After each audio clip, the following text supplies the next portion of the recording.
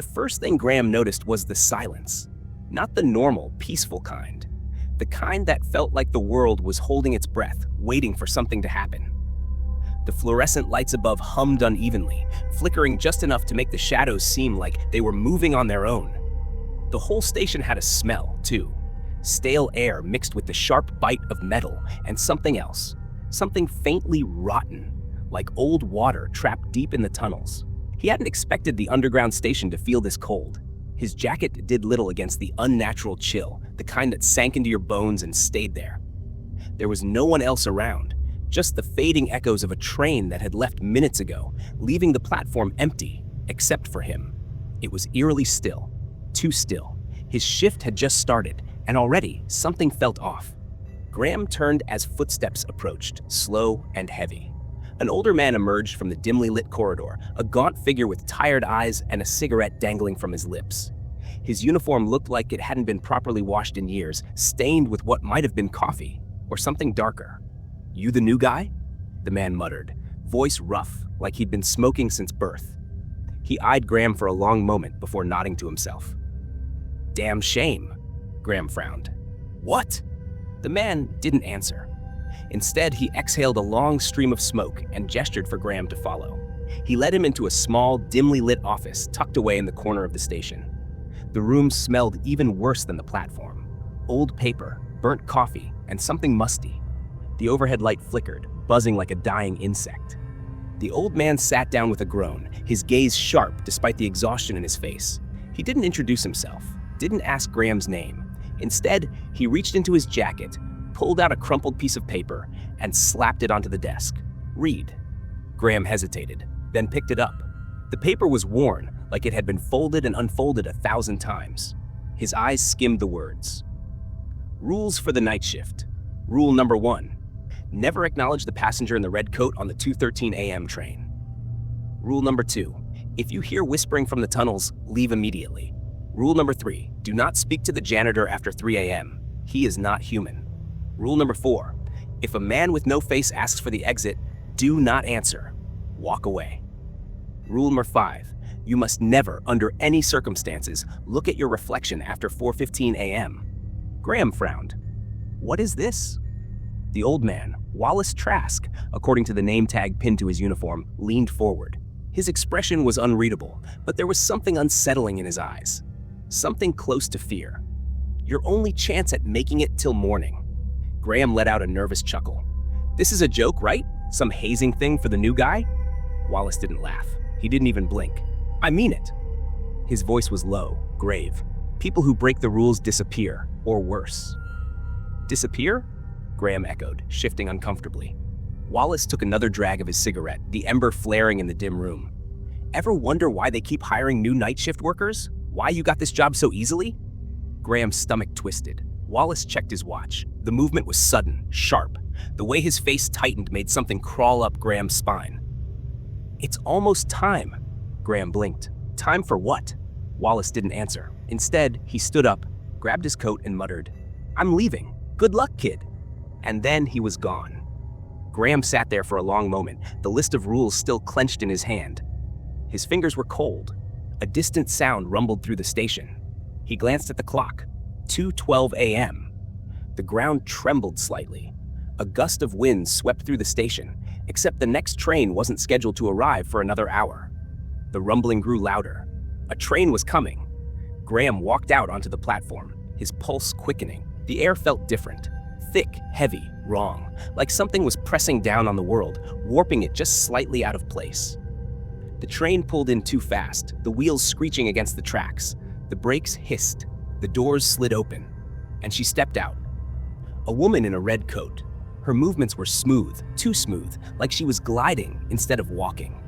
Her hair was black as ink, falling in perfect waves over her shoulders. Her head tilted slightly, as if sensing something. Graham's breath hitched. Her skin was too smooth. Her lips were stretched into an almost unnatural grin, and her eyes, they weren't eyes at all. Just black voids, bottomless, endless. A sharp ringing filled Graham's ears. He couldn't move, couldn't look away.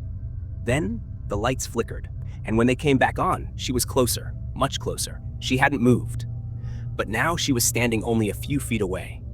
The temperature dropped, his breath fogged in front of him. The rules. Rule number 1. Never acknowledge the passenger in the red coat on the 2:13 a.m. train.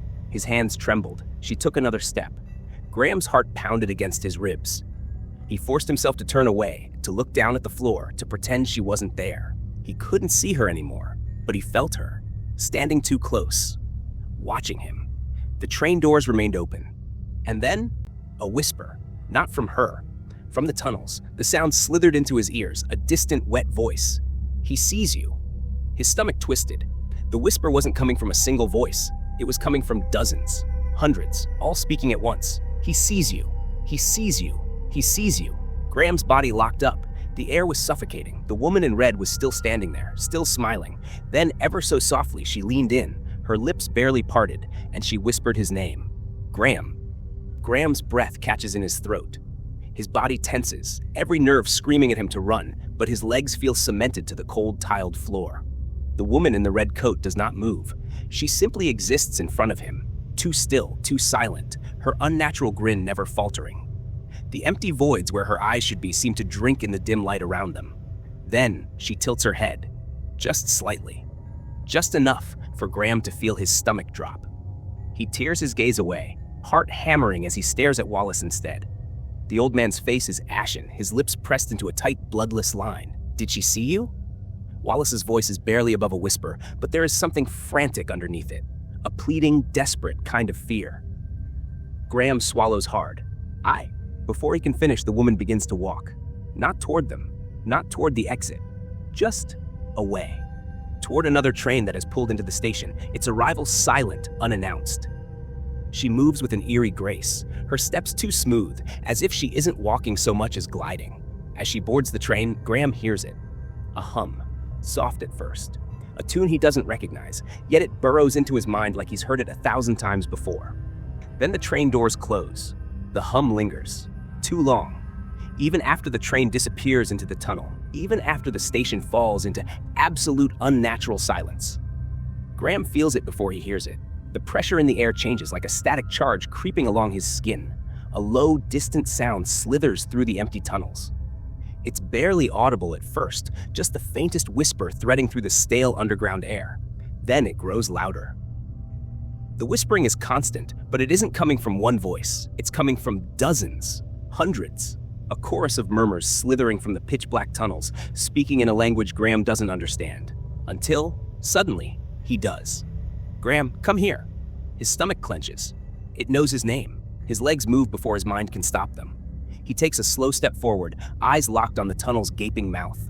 The whispering changes, shifting into something lower, distorted. A wet, rasping sound, like something trying to form words with lungs full of water. Wallace grabs him. The force of it is jarring, yanking him backward so hard he nearly stumbles. Graham whips his head around, startled, but Wallace's grip is like iron. "You almost walked straight into them, kid." The whispering turns to screams, not human screams. The sound is high-pitched, stretched, raw, like something being torn apart. Graham barely has time to react before the shadows in the tunnel begin to move. A shape emerges from the darkness. It's twitching, jittering. Its limbs are too long, bending at wrong angles as it stretches toward them. Wallace doesn't hesitate. He drags Graham back toward the office, shoving him inside just as the lights overhead flicker violently.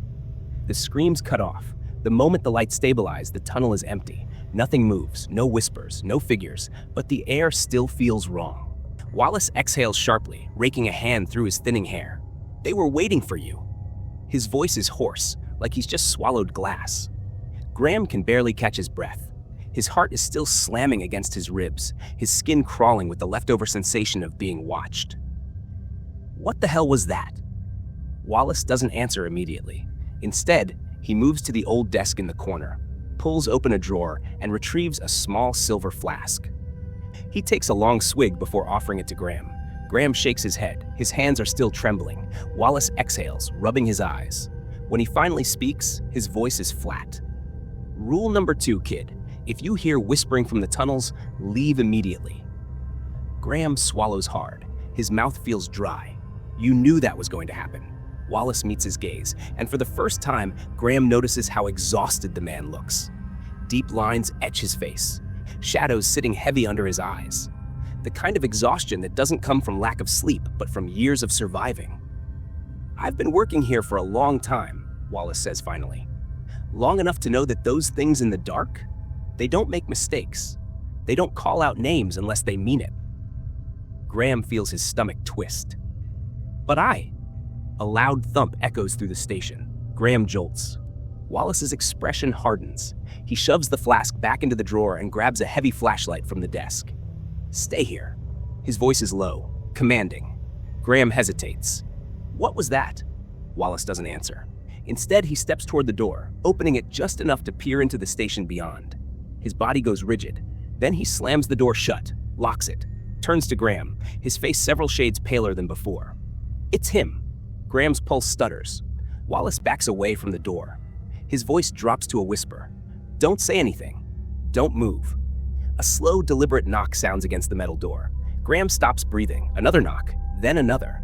It isn't rushed. It isn't impatient. It's waiting. Wallace grips Graham's arm, squeezing it painfully tight. His voice is barely audible now. "Rule number 4. If a man with no face asks for the exit, do not answer." Graham goes cold. The knocking stops. For a long, terrible moment, there is only silence. Then, a voice. It's right outside the door. "Excuse me, can you tell me how to leave?" It's calm, polite, soft, but it is not human. Wallace's grip tightens. Graham's heartbeat is deafening. The voice speaks again, a little closer this time. "Please, I seem to be lost."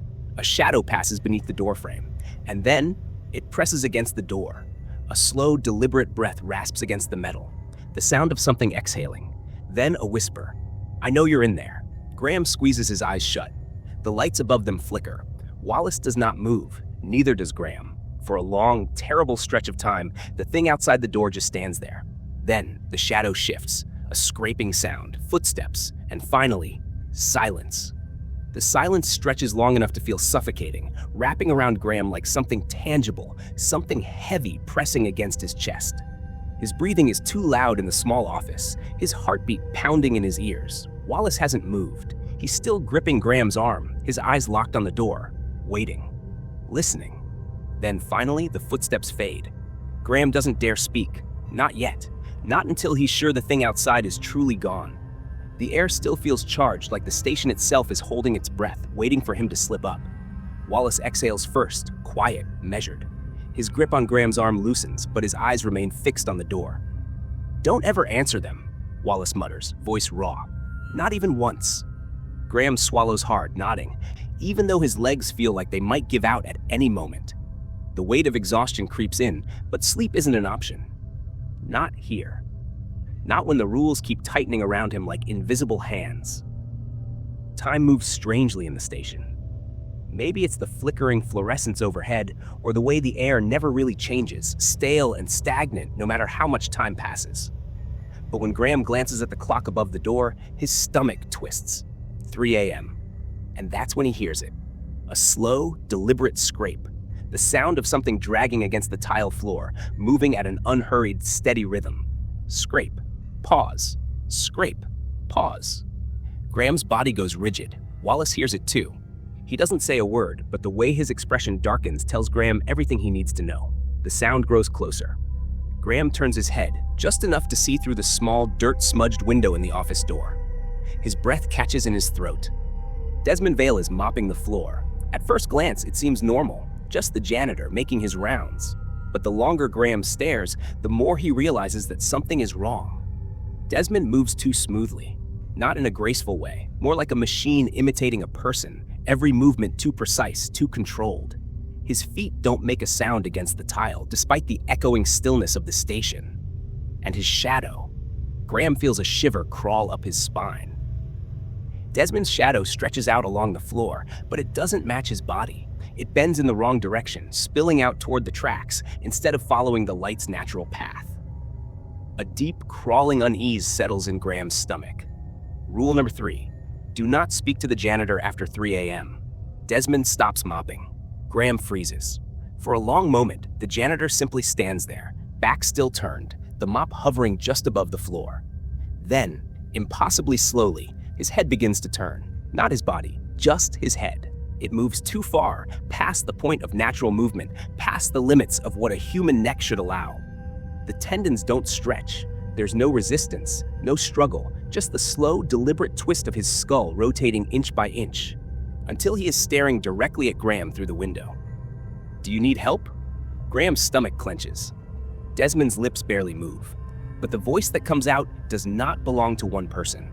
It's two voices speaking at once, layered over each other, identical yet separate.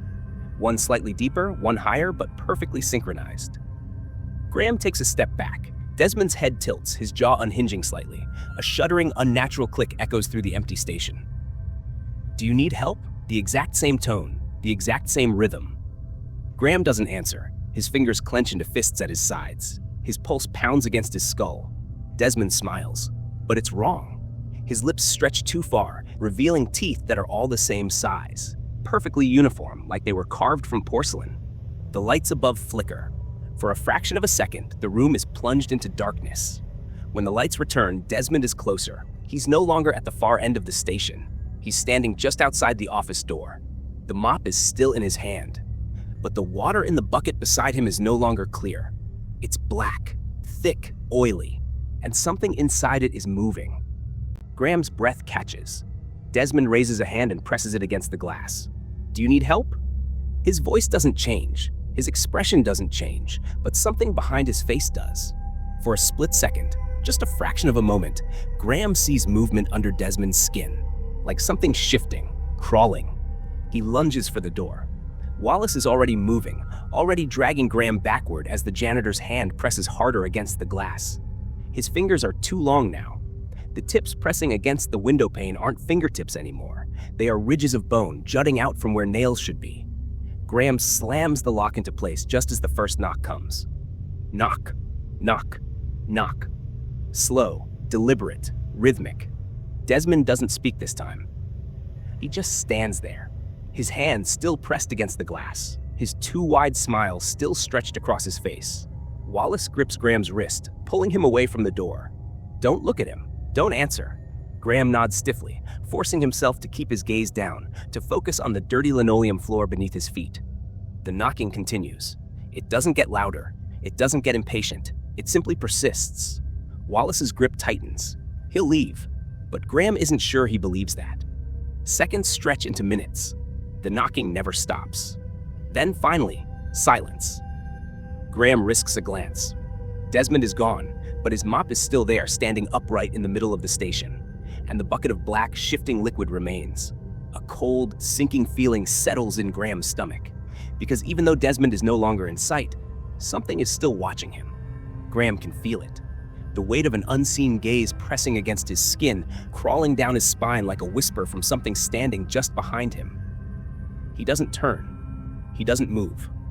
Even the air in the station seems to have shifted, thick and wrong, as if the place itself is holding its breath, waiting for him to make a mistake. Wallace hasn't spoken since the knocking stopped. He's staring at the mop and the bucket, his face pale and drawn. Then, slowly, the clock on the wall clicks forward, 3:47 a.m. Graham doesn't know why the exact time matters, but something inside him clenches the moment he registers it. A second later, the glass doors leading into the station slide open with a shuddering hiss. A man steps inside. At first, nothing seems unusual. His clothes are ragged, hanging loose on his frame like they don't quite belong to him. His coat is long and tattered at the edges, the fabric stiff with grime. He moves slowly, almost too carefully, like each step is being measured, calculated. It isn't until he draws closer, until he steps fully beneath the dim station lights, that Graham realizes what's wrong. The man has no face. His head is smooth, pale, and featureless. No eyes, no nose, no mouth. Just an expanse of blank skin stretched too tightly over a human skull. And then he speaks. "Where is the exit?" Graham's chest seizes. The voice is perfectly clear, perfectly human, despite the fact that there is no mouth to produce it. The words drift through the stagnant air, too crisp, too direct, as if they weren't spoken but rather placed inside his mind. His instinct is to answer. His brain is wired to respond to questions automatically, a reflex so ingrained that the words nearly slip from his lips before he can stop them. But then he remembers. Rule number 4. If a man with no face asks for the exit, do not answer. Walk away. His muscles lock. Every nerve in his body screams at him to react, to run, to fight, to do anything but stand here frozen. But all he can do is force his mouth shut. The faceless man tilts his head. The motion is unnatural, too slow, too deliberate, like something mimicking human behavior, but not quite understanding it. The skin where his face should be shifts, rippling slightly, as if something beneath it is trying to push its way forward. His hands twitch at his sides, fingers flexing in uneven spasms. Where is the exit? The exact same words, the exact same tone. Graham doesn't move. The air feels heavier. The lights overhead flicker, and when they return, the faceless man is inside the booth. Graham doesn't breathe. He doesn't know how the man moved so fast, how he skipped the space between them entirely, but he is now standing inches away. Wallace curses under his breath and backs up, but Graham is frozen. He can hear the man's breathing. It's not normal. It's too many breaths at once, shallow and rapid, as if multiple lungs are pulling in air beneath that smooth, featureless skin. The blank face looms closer. Graham can't stop himself. He takes a step back. The faceless man mirrors him. He follows the movement perfectly, his body shifting in perfect synchronization. Graham's pulse hammers. He knows he can't answer. He knows he can't react, but the silence is unbearable. The faceless man tilts his head again, slower this time, as if studying him. Then, in a voice that is no longer human, the thing speaks again. Where is the exit? Something moves beneath its skin. It's small at first, barely noticeable, a subtle twitch in the smooth surface. But then it spasms, rippling outward like something clawing from the inside. Graham's stomach lurches. It isn't one thing, it's many. He sees shapes pressing forward, pushing against the stretched skin. Mouths. For a split second, he swears he sees twisting, gaping mouths beneath the surface. Too many to count, teeth gnashing in silence. The lights flicker again. A hand grips Graham's wrist. Not the faceless man, Wallace. Move. His voice is hoarse, urgent. Graham barely processes the words before he's being dragged backward. The faceless man does not follow. He simply stands there, his head still tilted, his fingers still twitching. But the rippling beneath his skin has grown more violent, the shapes beneath the surface pressing outward. The lights flicker, and suddenly he is gone. Not gone as in he walked away. Gone as in he was never there at all. No footprints, no movement, nothing. Just the empty station, the buzz of the fluorescence overhead, and the lingering sense of something horribly wrong. Wallace lets go of Graham's wrist. His face is pale, his breathing uneven. "We have to make it to morning," he mutters. Graham doesn't answer, because he isn't sure the morning will come. Wallace's words linger in the air, but Graham isn't sure he believes them. What if morning never comes? What if they're trapped in something deeper, something that doesn't follow time the way they do? The silence in the station feels stretched, too long, too empty, like a moment being held just before something snaps. And then it happens. A sound. Not footsteps. Not breathing. Something else. A slow, wet peeling noise, like flesh unsticking from a surface. Graham's breath catches in his throat. The air shifts, growing heavy, pressing against his chest like something enormous is settling into place. He doesn't want to turn around, but he does. The faceless man is inside the booth. He's standing exactly where he had been before he disappeared, but now he is closer. The glass door never opened. There was no sound of movement. 1 second, the booth had been empty. Now it isn't. The figure tilts his head sharply, too fast, too unnatural. His lack of features makes it worse. There's nothing for Graham to focus on, no expression to read. Just blank, stretched skin where a human face should be. Then, the voice. Where is the exit? It's different this time. Not distant. Not human. The words are warped, layered over each other, a distorted recording played underwater. The station hums with it, vibrating, sinking into the walls, into Graham's teeth. He wants to run, but he is trapped. The booth is too small, too enclosed. There's no space between them, no way to step back without touching it. His pulse pounds in his ears, deafening.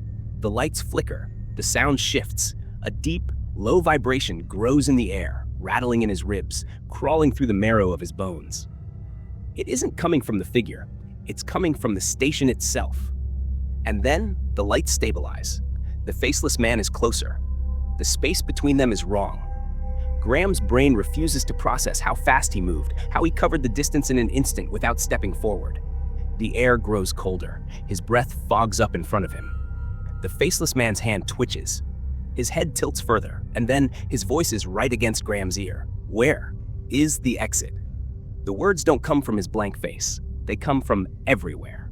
A whisper inside his skull, a voice seeping into his skin, crawling into his mind like fingers digging in. Graham moves. He doesn't think. He shoves past the figure, breaking into a sprint. The booth door slams behind him, glass rattling. His feet pound against the tile, his breath coming in sharp bursts. Something feels wrong. The station is different. He doesn't know how, but it's like he stepped into another version of it, one that doesn't belong to the real world. The floor beneath him feels off, like it isn't solid. The air is too thick, pressing down on him, slowing him down. He doesn't look back. He knows he shouldn't look back, but he does. And the faceless man is on the ceiling. His body is upside down, limbs twitching unnaturally, as if the concept of gravity doesn't apply to him. His head snaps toward Graham, twisting at an angle that should not be possible. Graham's lungs seize. His vision tunnels. The whispers begin again, but this time they are closer. They come from all directions. 100 voices, whispering over each other in a language he does not understand. The sound coils around him, winding through the air like smoke, pressing into his ears, into his throat, into his bones. His feet stumble.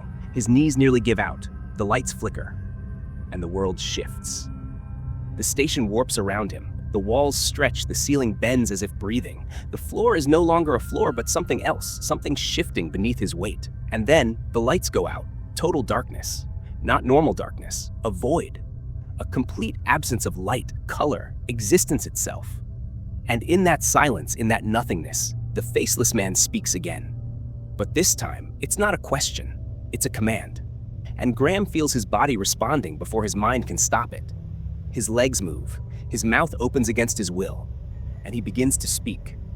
The words claw their way up his throat, but they aren't his. They don't belong to him. They are older, wrong, something whispered into the marrow of his bones. His lips form the shape of an answer he should not speak, a response to something he should not acknowledge. The station is gone, or maybe it was never a station to begin with. The darkness is alive, pressing against him, curling around his limbs like fingers gripping too tight. Then, a new sound.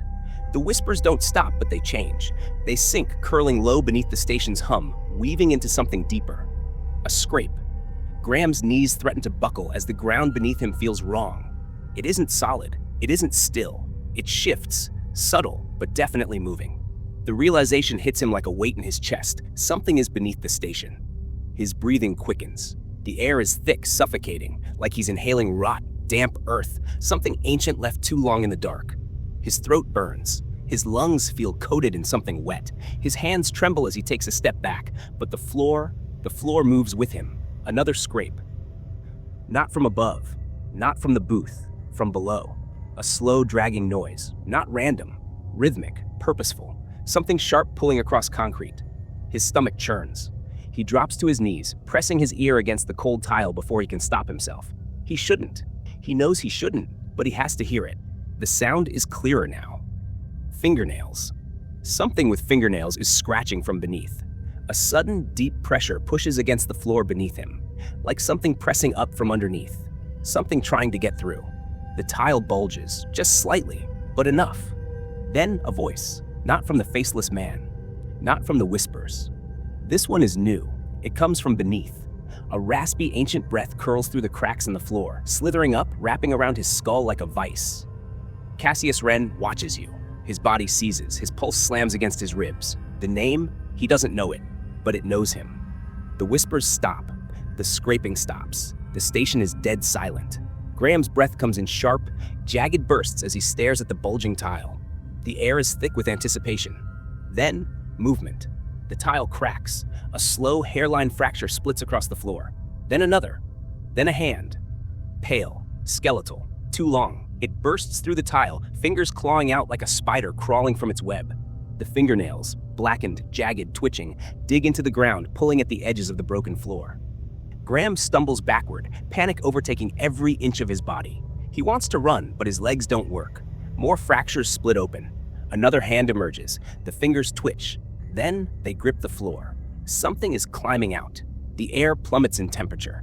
His breath fogs in front of him, the station around him warping, distorting. He is no longer where he was. And then the hands pull. The thing beneath the floor rises. Its hands, thin and too long, claw at the broken tile, pulling something grotesquely human but unmistakably wrong into this world.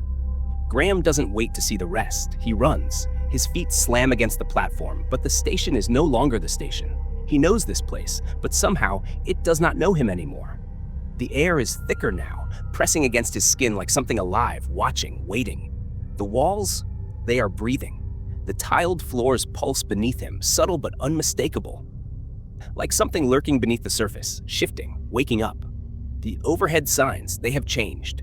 Letters are warped, rearranging themselves into nonsense, symbols that shift the longer he looks at them. There is no exit. There is no way out. Then, a sound that shouldn't exist. The distant screech of metal against metal, a train. But there is no train at this hour. His heart seizes as the tunnel fills with darkness, and something massive rushes toward him. Headlights, too dim, too unnatural, cut through the haze as a train barrels into the station, its arrival deafening, a violent scream of steel. The air shifts around him as it stops, a gust of wind that smells like rot, damp earth, something dead left too long in the dark. The doors slide open. The interior is pitch black. A figure stands inside, tall, motionless, waiting. Graham's stomach plummets. His breath catches in his throat as the figure steps forward. It is a man, or at least it was. His uniform is crisp, black with silver buttons, an old-fashioned conductor's hat resting on his head. But his face, there is nothing there. Just smooth, pale skin, stretched impossibly tight as if something had been erased, as if he had never been meant to have a face at all. And then, the voice. "This is your final stop, Mr. Hensley. Board now."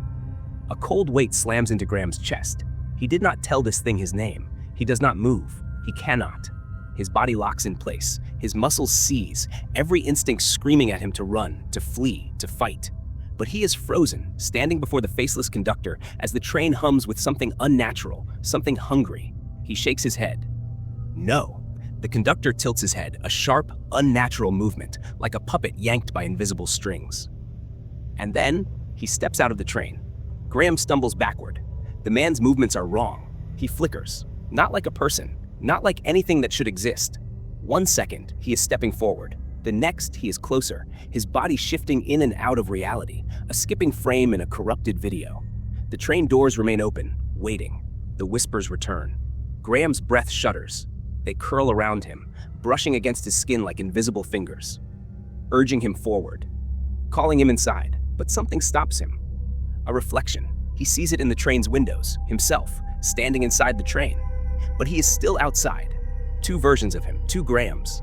His chest tightens, his hands go numb. The Graham inside the train stares back at him.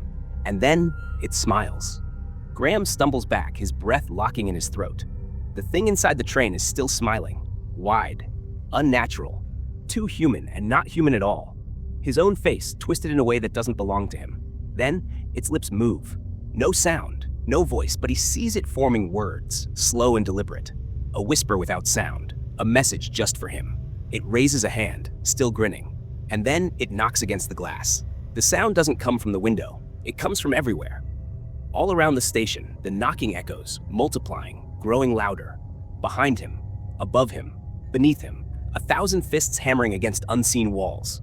The entire station vibrates with it, a deep, rhythmic pounding that makes his skull ache. Graham's legs finally obey him. He turns to run, but Alistair Crowe is there, right behind him. Too close, his featureless face mere inches away. "Board the train, Mr. Hensley. It's time to go home."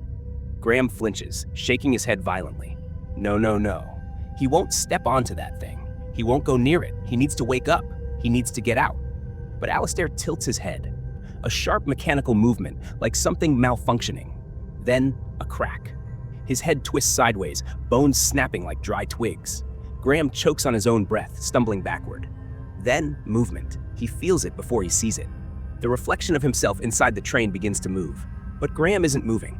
It lifts a hand. He doesn't. It steps closer to the glass. He remains frozen in place. The thing in the train is no longer his reflection. It places both hands against the window, and then it pushes. The glass warps. Not like something breaking, not like something shattering, like something soft, like liquid.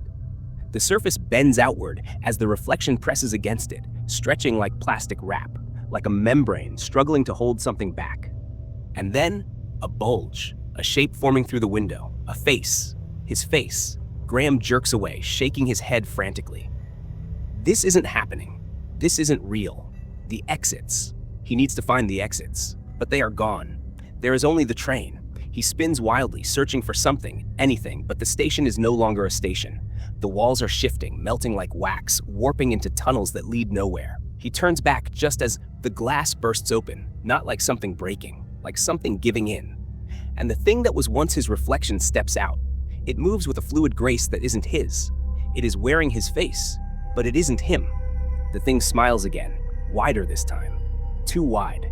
Its lips keep stretching, curling up toward its ears. It tilts its head, mimicking Alistair's unnatural movement. Graham stumbles back as it reaches for him. No, this isn't happening. This isn't real. But the floor beneath him shifts again, softening, warping under his feet. He tries to move, but his legs sink.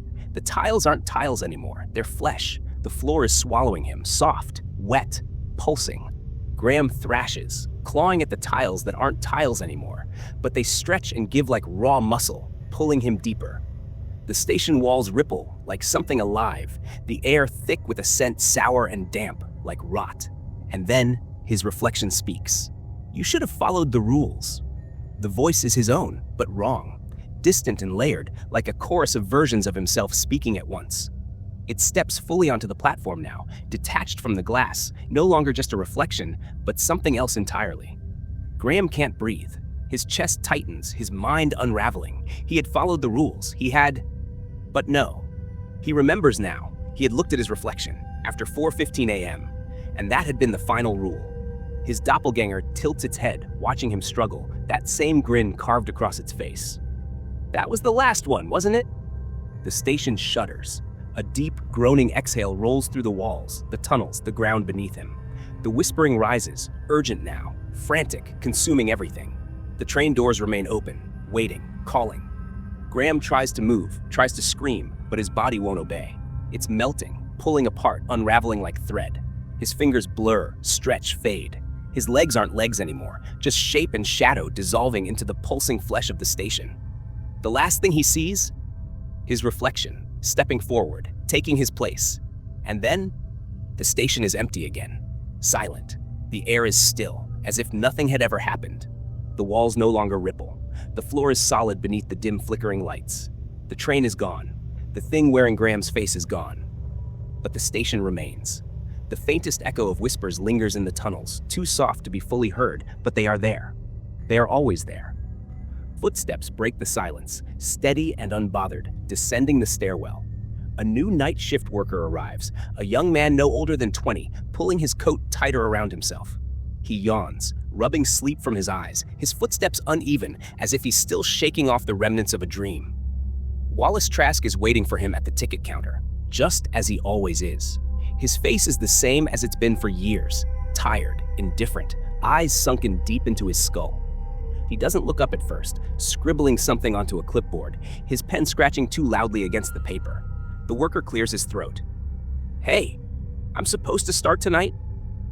Wallace finally looks at him. Something unreadable flickers behind his gaze. For a brief moment, it almost seems like he's about to warn him, like he wants to say something more. But then his expression smooths back into indifference. He reaches into his pocket and pulls out a crumpled piece of paper, handing it over. If you follow these rules, you'll make it through your shift. The worker frowns as he takes it, unfolding it slowly. The edges are worn, the ink smudged in places, as if the paper has been handled too many times. The list isn't long, but his eyes catch on one particular line near the bottom. Do not look at your reflection after 4:15 a.m. He exhales a quiet laugh. That's kinda weird, man. You serious with these? Wallace doesn't answer. The worker glances back at the stairwell. He doesn't notice the way Wallace is staring at him now, unblinking. He doesn't notice the flicker in the lights, the brief distortion of shadows shifting in the glass behind him. He doesn't notice the reflection in the window. It's still smiling. The cycle begins again.